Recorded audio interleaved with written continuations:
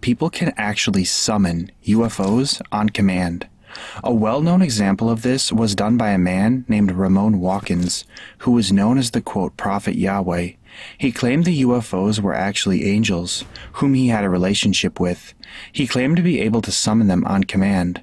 Although this did not always work, it did work at one key moment.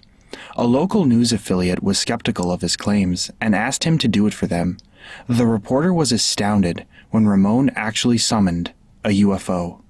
There's a Las Vegas guy making an extraordinary claim about extraterrestrials. So we sent Action News reporter Mike Delastrito to check it out. Mike? All right, guys, just listen up here. This guy says the Old Testament, written in Hebrew, taught him how to summon UFOs. All right, he says he can also do this on command, and he adds he's been doing it for 25 years, keeping all of it secret until now. These beings are here. They're here. They're just sitting right up there. We met up with Prophet Yahweh, seer of Yahweh, at Doolittle Park off Lake Mead. We picked the day, we picked the time, and we picked the location. Everyone's going to think you're absolutely nuts. Well, I thought I was absolutely nuts. Until he says he saw UFOs. Over the years, 1,500 of them. Can we make it 1,501 today? What do you think? I'll try it. He says the voice in his head told him to go public now, so we took him up on his offer, and we scanned the skies. Nothing but a few clouds. When the prophet started praying for a sighting, I wasn't exactly convinced. I pray, oh Yahweh, that you send a sighting so that they know that I am not mentally ill. I am not a false prophet, like those who seek to kill me say I am. I see something straight up. Oh, brother, look at it. There it is. You can barely see it, a white speck. Then another sighting. There it is. I got it. Photojournalist Jonathan Hawkins locks in on it. Let's take a closer look here. It's an orange sphere that appeared out of nowhere. I call the boss with an unexpected change in my story. I can see it clear as day. In fact, it's bright. I can't see It's moving pretty fast. It's going to Nellis Air Force Base. It wants to be seen. We called Nellis to see what these things might be. Guess what? They didn't call us back. But this thing started coming back toward us. It's coming toward us now, I think. What? See, it's coming up toward us. Whoa, man! Oh, hallelujah! Then, a few seconds later, it disappeared. It's going back up in space. Prophet Yahweh isn't concerned. He says it'll be back. Ramon is not a unique case. Stephen Greer is one of the most famous people in the UFO community.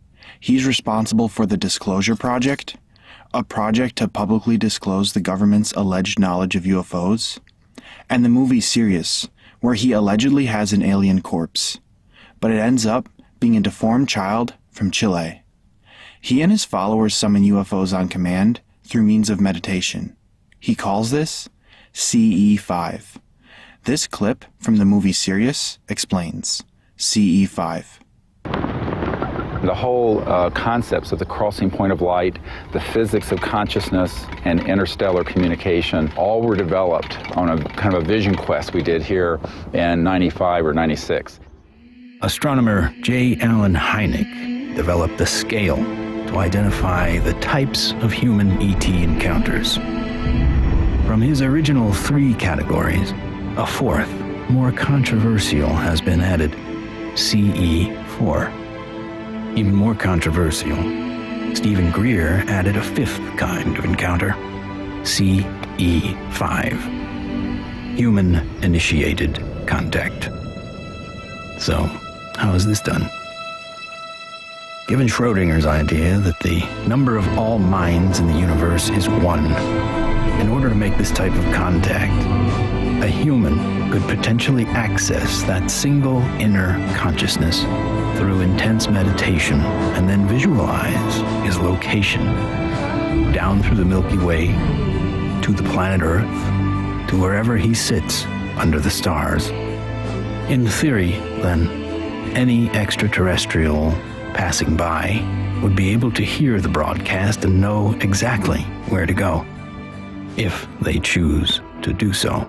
This meditation can sometimes cause a UFO sighting. He also started a whole group that contacts UFOs through CE5. It's like a UFO religion. Using the CE5 protocols, form our own movement and do what governments have not been doing. We have 1,150 teams of CE5 ambassadors, which are spread over 52 countries. My name is Andre, and here in Sweden we are doing CE5. Here in Burlington, Ontario. Brisbane, Australia. From Chester, Virginia. And Hamilton, Ohio. We are doing the CE5. Here, he burns some incense while he meditates. It looks like a pagan ritual. This is not an isolated case.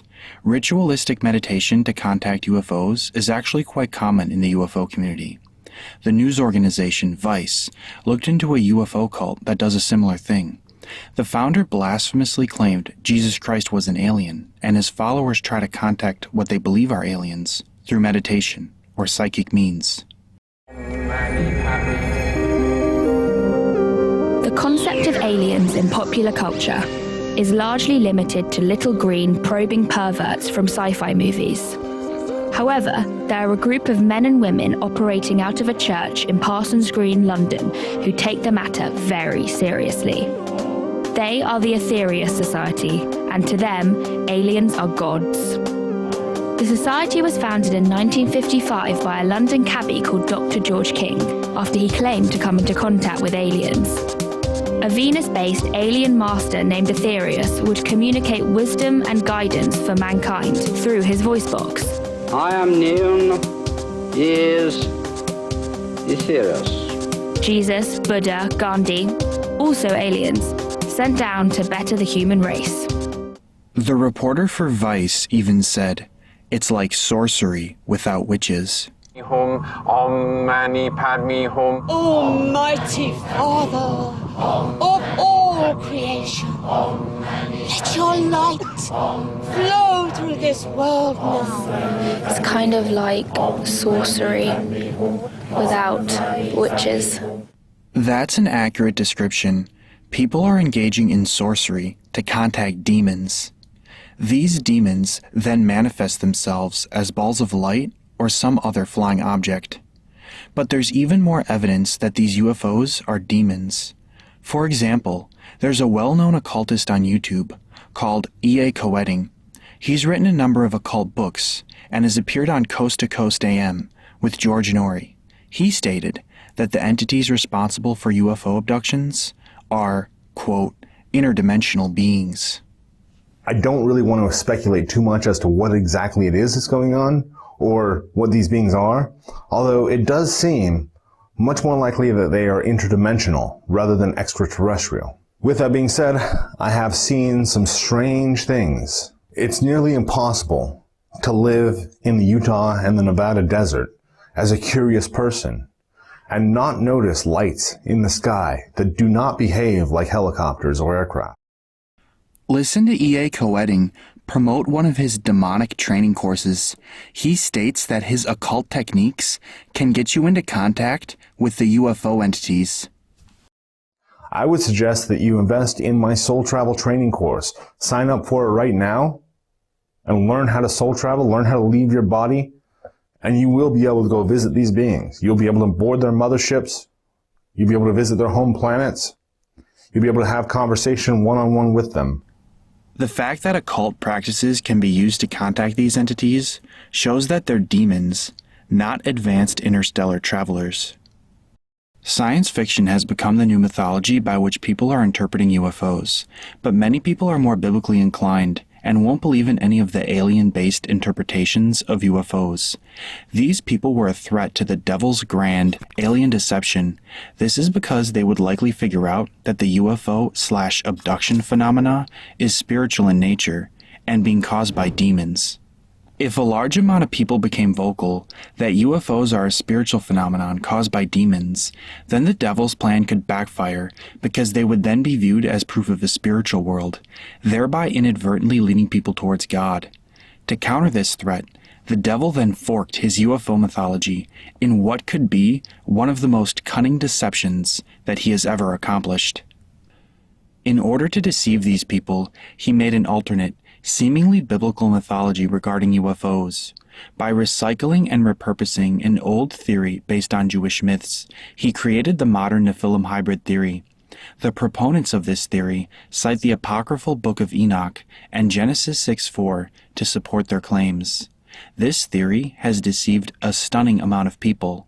Not only does this theory cause people to misinterpret UFOs, but it also doubles as a false end times worldview. Many people believe that the UFO phenomenon isn't spiritual and being caused by fallen angels, which are usually referred to as demons, but is instead being caused by something they call Nephilim hybrids, which according to them are biological humanoid beings who are the result of human women having intercourse with fallen angels. They believe these Nephilim hybrids are flying advanced spacecraft that they built with their superior intelligence.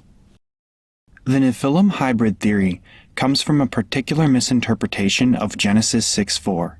In some Bible translations of Genesis 6:4, a Hebrew word, usually translated as giants, is instead transliterated as Nephilim. The Bible mentions giants a number of times, but in 2 Samuel 21:20 and 1 Chronicles chapter 20, verse 6, the Bible speaks of giants who have 6 fingers. The straightforward conclusion is that some men mentioned in the Bible were much larger than others, with a 6-fingered genetic anomaly. This simple conclusion makes sense, because even to this day, there are extremely tall individuals, like the 7'6" NBA player Taco Fall. Also, there are still families who carry the genetics for 6 working fingers.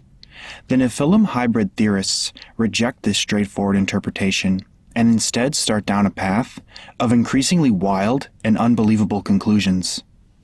They conclude that these references to giants and the references to Nephilim are actually describing half-human, half-fallen angel hybrids, who are part of the devil's plan to genetically corrupt humanity. Take a look at a translation of Genesis 6:4 that uses the term Nephilim. They claim that the sons of God in Genesis 6:4 refer to angels that fell from grace because they wanted to have sexual relations with women. The Nephilim, according to the theory, are their hybrid children who were famous and mighty heroes. People have believed variations of this theory for a long time, including some saints, like Saint Justin Martyr. But the modern variation of this theory is the most deceptive and cunning version the devil has ever promulgated. It wreaks theological havoc on Christianity. It replaces our spiritual battle, described in Ephesians 6:12, with a battle against demonic flesh and blood half-breeds.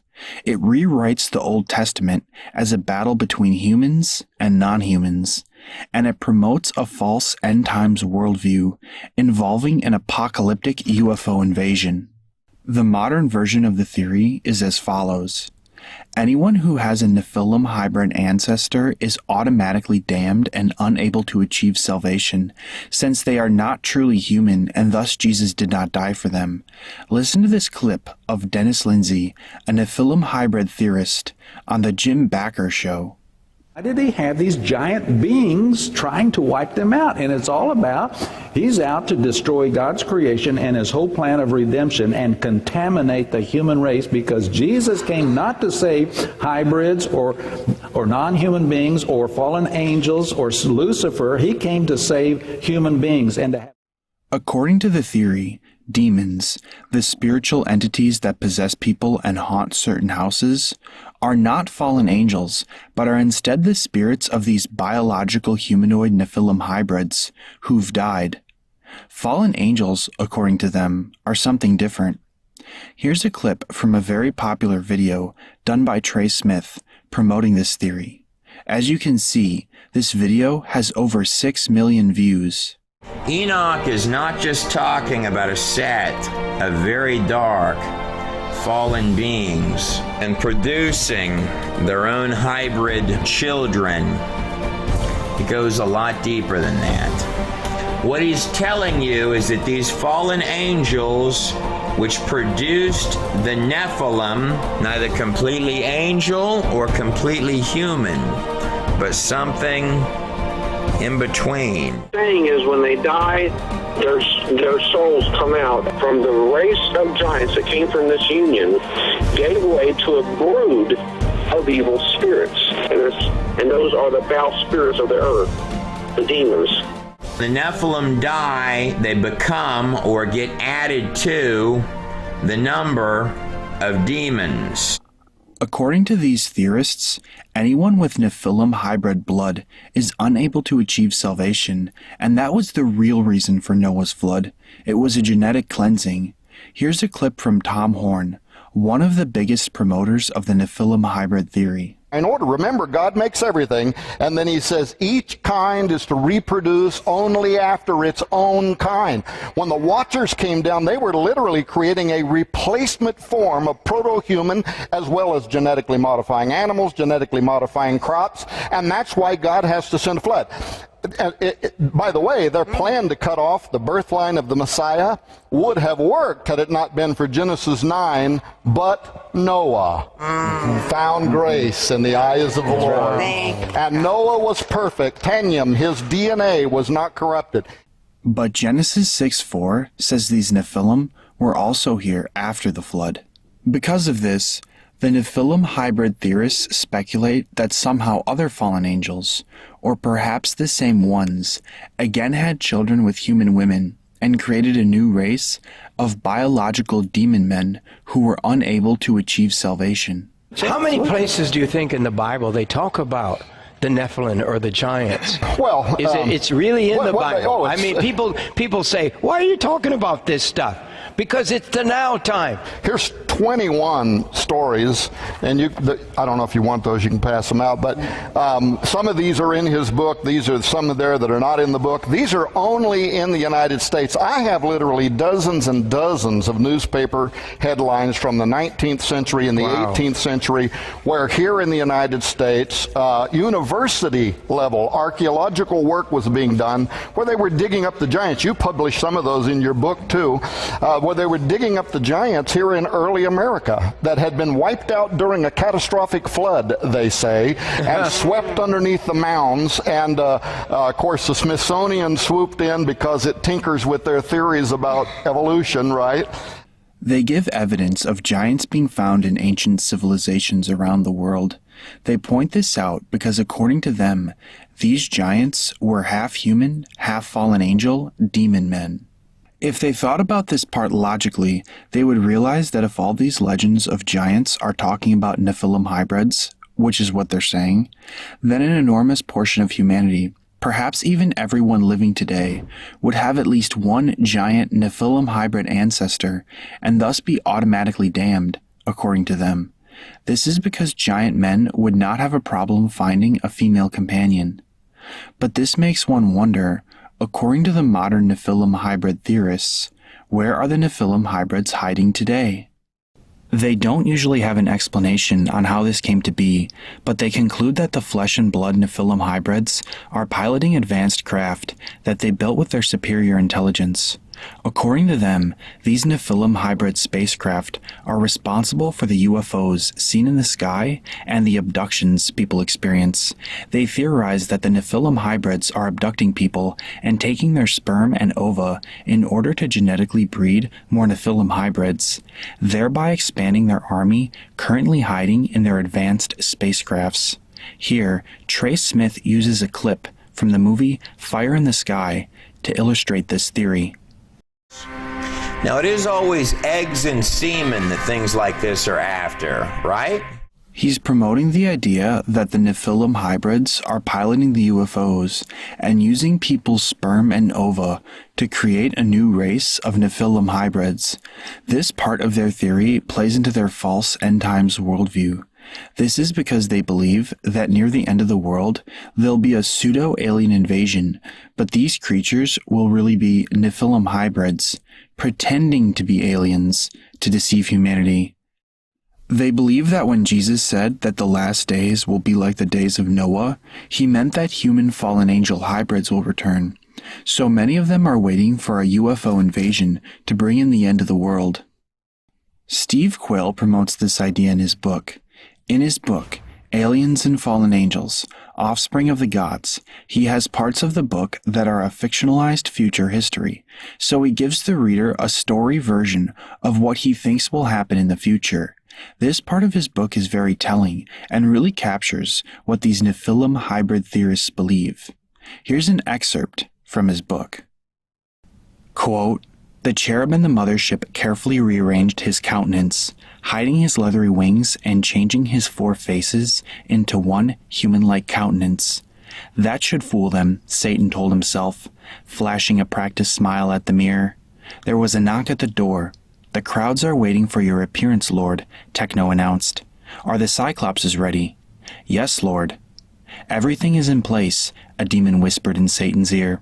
"People of Earth, we come in peace, bringing a new age of tranquility and well-being to our brothers and sisters on your planet." Tom Horn and Chris Putnam, the authors of Exo Vaticana, also promote this false end-times worldview.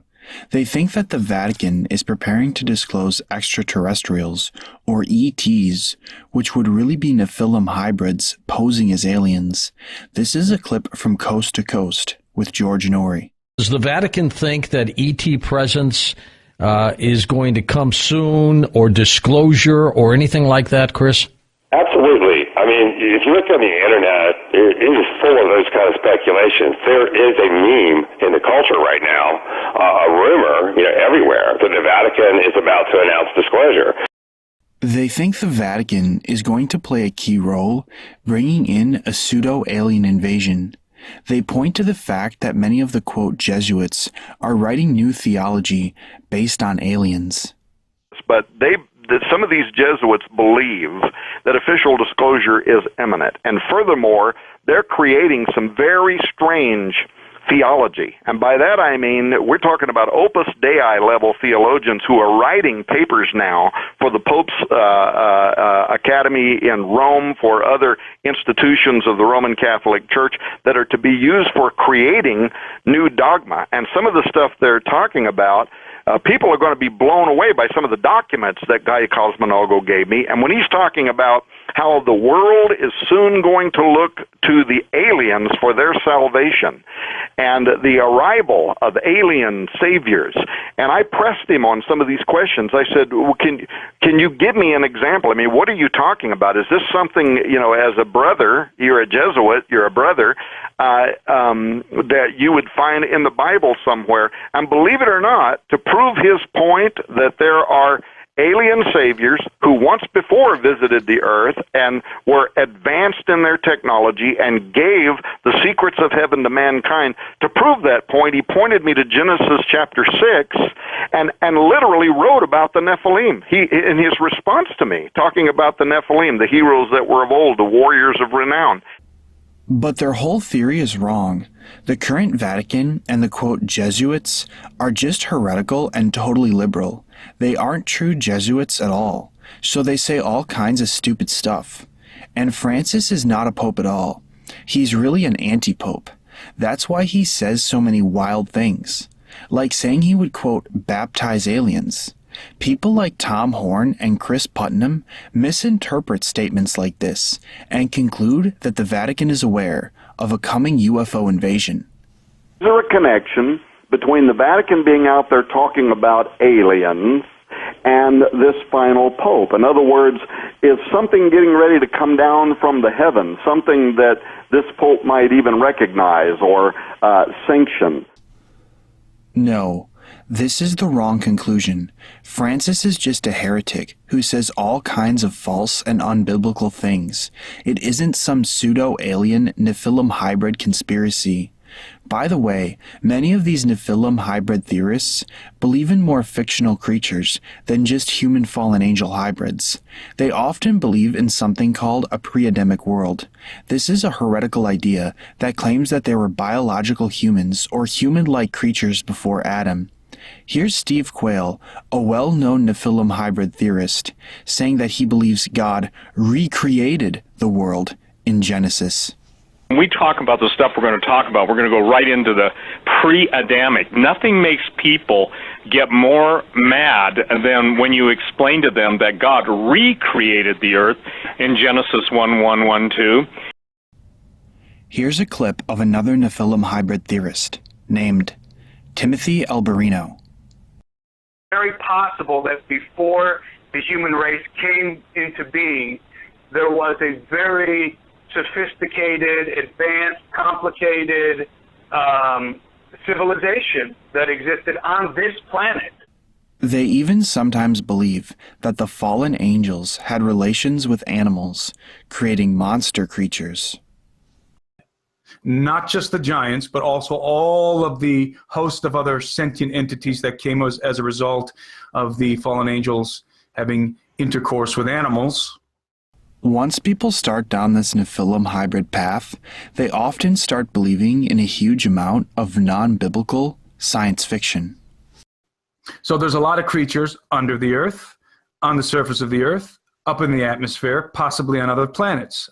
Here's another clip of Timothy Alberino saying, in a long-winded way, that he thinks that UFOs are Nephilim hybrids piloting advanced craft. So, you have all these creatures, many of which I think are many times smarter, more intelligent than humans, because they had their origins, they had components of angelic genes. That whole mess that happened in the pre-flood world, excluding the possibility of stuff happening in the pre-Adamic world, okay? And excluding the possibility of something strange genetically going on with Cain. Put those two things aside, just deal with these fallen angels and what they did. That whole mess is, I believe, the prime origin for a lot of the little things flying around in saucers and in other craft. It's not exclusively the origin, but I think it's primarily the origin. The theory is unbiblical science fiction. That's why St. Augustine and St. Thomas Aquinas both rejected the Nephilim hybrid theory. Here's an excerpt of the Summa Theologica, where St. Thomas cites St. Augustine to dismiss the hybrid theory. Quote, "But God's holy angels could not fall in such a fashion before Noah's flood. Hence by the sons of God are to be understood the sons of Seth, who were good. While by the daughters of men the Scripture designates those who sprang from the race of Cain. Nor is it to be wondered at the giants should be born of them. For they were not all giants, albeit there were many more before than after Noah's flood." The Bible does say that there were giants, and I believe that. I don't think it's allegorical language, but the existence of giants doesn't mean that they were hybrids. It's simply the case that for some genetic reason, certain people used to be much taller. The Bible even explicitly states that the Nephilim were men. Quote, "They, the Nephilim, were the mighty heroes of old, the famous men." They were men, not demon men, not hybrids, just giant men. So that's what the Nephilim are, exactly what the Bible says they are, giant men. This should not be surprising. A creationist website points out that many giant versions of modern animals have been found in fossils, like beavers, turtles, snakes, and frogs. So it makes sense that humans could give birth to giants, since other creatures did. In fact, according to legend, Saint Christopher, patron saint of travelers, was a giant. Blessed Jacques de Vargine in the Golden Legend wrote, quote, "Christopher was a Canaanite by birth, a man of prodigious size. He was 12 feet tall." So Saint Christopher was a giant, and he became a saint. That by itself is strong evidence against the Nephilim hybrid theory. Steve Quayle also documented some more recent giants in one of his books. This guy was 8 foot 8 inches. This individual was 9 foot 4 inches tall. This woman was 7 feet tall. So the biblical giants were just giant humans. Nephilim hybrid theorists also constantly point to certain extremely large, elongated skulls and claim that it's proof of the Nephilim hybrids.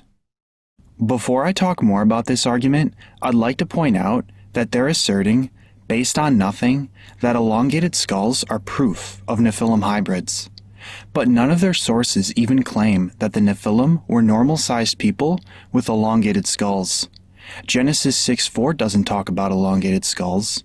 The Book of Enoch doesn't talk about elongated skulls. Yet, according to them, elongated skulls prove Nephilim hybrids, even though none of their texts even claim that the Nephilim had elongated skulls. Here's a clip from Nephilim hybrid theorist Trey Smith talking about the skulls. Now, there are a lot of tribes that have done varieties of things to their bodies to achieve a number of different effects, including the binding of the skull to produce this elongated shape on the back of the head. There are some significant differences, however, between even the best of clearly modified skulls, like this skull on the screen here, and skulls that appear significantly larger and much more naturally formed than that. He's claiming that skull binding is unable to create such a large skull. On top of this, they point to another supposed anomaly in the skulls. But it's not just that they absolutely have to be enormously massive. There's another difference on just the skulls themselves, which is even more puzzling than that. Every human skull on every single human being should have these two plates in the back of the skull that are clearly divided between the two of them by this crease running towards the back of the head. This elongated skull, however, is not like that, with the crease and the two plates in the back. This skull has one long crease, very defined here, a crease coming back this way, and one very large skull cap. Binding a little baby's head should most certainly not change the genetic bone structure. The cultures that created these elongated skulls achieved the result with head binding, a technique used to massively deform a human skull. Although groups of humans can have genetic variations, Trey's claim about the genetics of the bone structure being different is not true. A contributor on a creationist website pointed out that the skulls have all the normal human structures, but due to deformation, they're just in a different place. To say that these skulls are proof of human fallen angel half-breeds is a desperate attempt to prove their foregone conclusion regarding their Nephilim hybrid theory. The Nephilim hybrid theory is just folklore, combined with a misunderstanding of now mostly extinct genetic variations.